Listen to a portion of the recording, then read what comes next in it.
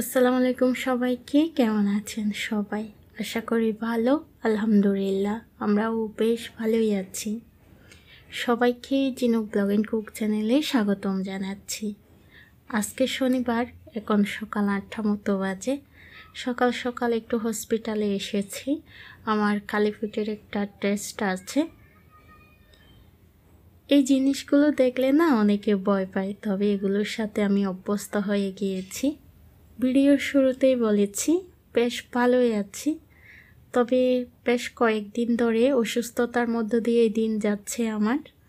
তবে আলহামদুলিল্লাহ, আল্লাহ যখন যেভাবে রেখেছে আল্লাহর কাছে লাখো কোটি শুকরিয়া। আপনারাও আমার জন্য একটু দোয়া করবেন যেন দ্রুত সুস্থ হয়ে যায়।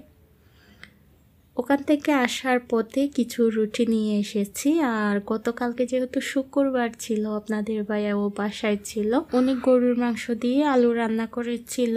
তো ওখান থেকে কিছুটা আলু আর ঝোল ছিল, আজকে সকালে নাস্তার জন্য ওইগুলাইও নিয়ে নিলাম, সেই সাথে নান রুটিটা নিয়েছি। আর এখানে একটু চা বিস্কিটের ব্যবস্থা করেছি।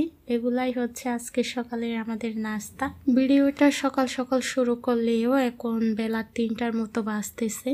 নাস্তাকেই আপনাদের ভাইয়া বাহিরে চলে গিয়েছিল, এরপর আমি অনেকক্ষণ রেস্ট নিয়েছি। আসলে এনার্জি ছিল না কাজ করার মতো। তো পুরো বাসাটা এলোমেলো হয়ে আছে, এখন অসুস্থ শরীর নিয়ে পুরো বাসাটা ক্লিন করতে হবে আমাকে। এগুলো ক্লিন না করলে আমাকে কেউ কিছু বলবে না, তবে অগোছালো বাসা দেখতে আমার একটু ইচ্ছে করতেছিল না। এখন চটপট করে অল্প সময়ে পুরো বাসাটা ক্লিন করে নেব। জানেন আমাদের চট্টগ্রামে এখন প্রচুর গরম। আমি যে এখন ভয়েস দিচ্ছি, ভয়েস দেওয়ার সময় তো আপনার দরজা জানালা এগুলো অফ করতে হয়। এখন আমি পুরো ঘেমে গোসল করার মতো হয়ে গিয়েছি বলতে গেলে। মানে এতটা গরম যে মুখে বলার মতো না। আর বিদ্যুৎ এত বেশি ডিস্টার্ব করে, আপনার ইলেকট্রিসিটি একবার আসলে 30 মিনিট মতো থাকে, এরপর আবার 2 ঘন্টার জন্য কোথাও উধাও হয়ে চলে যায়। কোন কোন এলাকায় আপুরা এই সমস্যাটা হচ্ছে আমাকে একটু জানাবেন। আমাদের চট্টগ্রামে একদম কি বলবো, নাজেহাল একটা অবস্থা। আমি যে অসুস্থ আছি আমার এই সমস্যাটা হচ্ছে তা কিন্তু না, ছোট থেকে বড় সবার কিন্তু এই সমস্যাটা হচ্ছে। আপনার ঠান্ডা, সর্দি, কাশি, জ্বর এগুলো তো লেগেই আছে। আলহামদুলিল্লাহ আমার বাচ্চাগুলো এখনো পর্যন্ত সুস্থ আছে।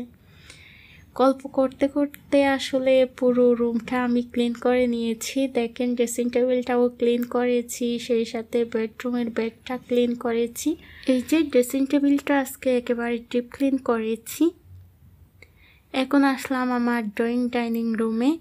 দেখেন এখানে আমার মেয়ে একেবারে সংসার পেতে রেখেছে। ওই যে সকাল থেকে আমি বিছনায় কিছুক্ষণ ছিলাম, ওই সুযোগটাই নিয়েছে। এখানে সেখানে খেলনা এভাবে রেখেই দিয়েছে, এখন এগুলাকেও গোছাতে হবে। দুপুরবেলা ওদেরকে খাওয়ার সময়ও ডাইনিং টেবিলটা একটু ক্লিন করেছিলাম, এখন আবারও অনেকগুলো জিনিস জমা হয়ে গিয়েছে, এগুলো এখন ক্লিন করে নেব। ডাইনিং টেবিলটা প্রতিদিন তো 2-3 বার করে ক্লিন করি, তারপরও এলোমেলো হয়েই যায়। কারণ দেখা যায় কি আমার বাসার সবচেয়ে বেশি অগোছালো হয় এই ডাইনিং টেবিলটা। আমার বাচ্চারা যদি আপনার এক মুঠ বাদামও খায় তাহলে এই ডাইনিং টেবিলে বসেই খাবে। জানি না এটা ভালো অভ্যাস না খারাপ অভ্যাস। ওই যে বলছিলাম ইলেকট্রিসিটির কথা, এই যে ভিডিও ফুটেজটা এখন আপনারা দেখতেছেন, দেখেন ভিডিওর কোয়ালিটির অবস্থা। এখন কিন্তু বাসায় বিদ্যুৎ নেই, এই বিদ্যুৎটা একবার যায় একবার আসে, ভিডিওর কোয়ালিটি একবার ভালো আসে আবার খারাপ আসে। ওদিকে ডাইনিং টেবিলটা গুছিয়ে এখন আসলাম আমার বসার রুমে। তাহাকে বলেছি বাবা আমাকে একটু হেল্প করো। আপনারা দেখেছেন আমার ছোট্ট বাবাটা আমাকে হেল্প করতেছিল।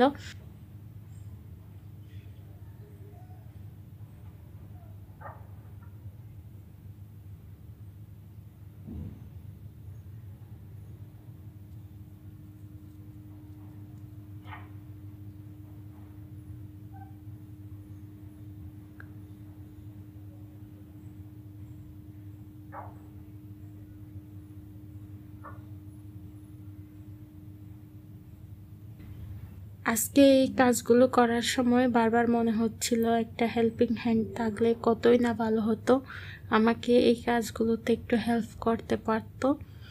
একটা হেল্পিং হ্যান্ডের কথাও বলেছি, নিচে দারোয়ান আঙ্কেলকে বলে রেখেছি যদি একজন ভালো খালা পাই তাহলে 2 কাজের জন্য রেখে দেব। এই যে ক্যানভাসগুলো দেখতেছেন, এগুলো কালকের ভিডিওতে আপনাদের মাঝে আমি শেয়ার করেছিলাম। আমার আপুরা অনেকটাই পছন্দ করেছেন। যারা ভিডিওটা দেখেন নাই আপনারা চাইলে দেখে নিতে পারেন। ড্রয়িং ডাইনিং পুরো বাসাটা ক্লিন করে এখন আসলাম রান্নাঘরে। আসলে রান্নাঘরে এসেছি, কিছুটা সময়ও হয়েছে। আজকে আমি কিছু রুটি ফ্রোজেন করব। এখানে 18টা মতো রুটি আছে, যেগুলো আমি অফ ক্যামেরায় বানিয়ে নিয়েছি। এখন এগুলো এপিট ওপিট একটু ছেঁকে নেব। কিভাবে রুটি ফ্রোজেন করি অনেক আপুরা জানতে চান, আজকে ভিডিওটা দেখলে অনেকখানি বুঝতে পারবেন। সকালে তো রুটি কিনে এনে খেয়েছি, বিশ্বাস করেন এগুলো খেতে একদম ভালো লাগে নাই। মনে হয়েছে সোডাটা একটু বেশি দিয়েছে ওরা। তো বারবার মনে হচ্ছিল বাসায় যদি তৈরি করা রুটি থাকতো তাহলে কতই না ভালো হতো। আর এরকম রুটি ফ্রোজেন করা থাকলে বাচ্চার টিফিনেও ঝটপট কোনো একটা কিছু তৈরি করে দেওয়া যায়। সেই সাথে আপনার দেরি করে ঘুম থেকে উঠলেও কোনো ধরনের ঝামেলা হয় না। এদিকে রুটিগুলো আমি এপিট ওপিট করে বেজে এখন একটু ফ্যানের নিচে রাখবো। এগুলো একেবারে ঠান্ডা হয়ে গেলে তারপর রুটির বক্সে নিয়ে ফ্রোজেন করব। আজকে অনেক কিছু ভিডিও রেকর্ড করেছিলাম, ভিডিওর কোয়ালিটি ভালো আসে নাই বলে আপনাদের মাঝে শেয়ারও করি নাই। অসুস্থ শরীর নিয়ে ভিডিও করতেছি, জানি না আপনাদের কাছে আজকে ভিডিওটা কেমন লাগতেছে। আজকে ভিডিওটা যদি ভুল কিছু বলে থাকি কিংবা ভুল কিছু দেখিয়ে থাকি তাহলে ক্ষমাসুলভ দৃষ্টিতে দেখবেন। এদিকে রুটিগুলো ঠান্ডা হয়ে এসেছে। এখন একটা রুটির বক্স নিয়ে নিচে একটা টিস্যু পেপার দিয়ে রুটিগুলো রেখে দিলাম, উপরেও একটা টিস্যু পেপার দেব, এরপরে ফ্রিজে রেখে দেব। এই রুটিগুলো আমি 3 দিনের জন্য রেখেছি, অনেকে 1 সপ্তাহের জন্যও নাকি রাখে, তবে বেশি দিনের জন্য রাখলে আমার কাছে কেমন জানি লাগে, তাই আমি অল্প অল্প করে তৈরি করি আর এগুলো অল্প দিনের মধ্যেই শেষ হয়ে যায়। ভিডিওটা করতে করতে না কোন দিকে আপনার বিকাল হয়ে এসেছে। বিকালে তো বাচ্চাদেরকে কিছু নাস্তা খেতে দিতে হবে, আর হাতে তৈরি করা নাস্তা এই মুহূর্তে আমার পক্ষে সম্ভব না। বাচ্চাদেরকে একটু দুধ আর বিস্কিট খেতে দেব। তো দেখি জারগুলো একদম খালি পড়ে আছে, জারগুলো এখন রিফিল করে নেব। এরপর বিকালবেলা বাচ্চাদেরকে দুধ আর বিস্কিটটাই খেতে দেব। সুস্থতা আল্লাহর অনেক বড় একটা নিয়ামত, তাই না? যখন আমরা অসুস্থ হই তখন তার মর্মটা বুঝতে পারি। এই যে কয়েকদিন অসুস্থ আছি, সংসারের কাজগুলো একেবারে এলোমেলো হয়ে আছে।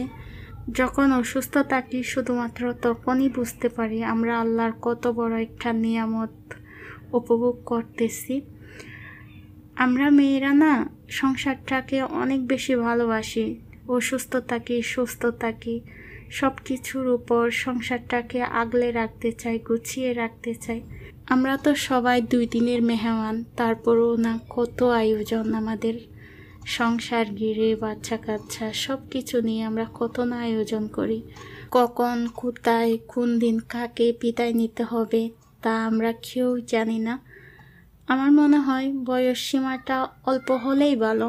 আমি যদি অল্প দিনের মধ্যেই চলে যাই, আল্লাহ আমাকে নিয়ে যায়, তাহলে এটাই আমার জন্য বেস্ট হবে। আল্লাহর কাছে হিসাব নিকাশটাও কম দিতে হবে আমাকে। অনেকখানি গল্প করলাম তাই না আজকে আপনাদের সাথে। বাসায় একা থাকি তো কারোর সাথে কথা বলার মতো ওই রকম কেউ থাকে না, তাই যখনই ভয়েস দিতে আসি মন খুলে আপনাদের সাথে কথা বলি। আজকে ভিডিওটা খুবই ছোট, জানি না ভিডিওটা আপনাদের কাছে কেমন লেগেছে। তো আজকের মতো এখানে বিদায় নিচ্ছি, ভালো থাকবেন সবাই, দেখা হবে খুব শীঘ্রই নতুন আরেকটা ভিডিওতে।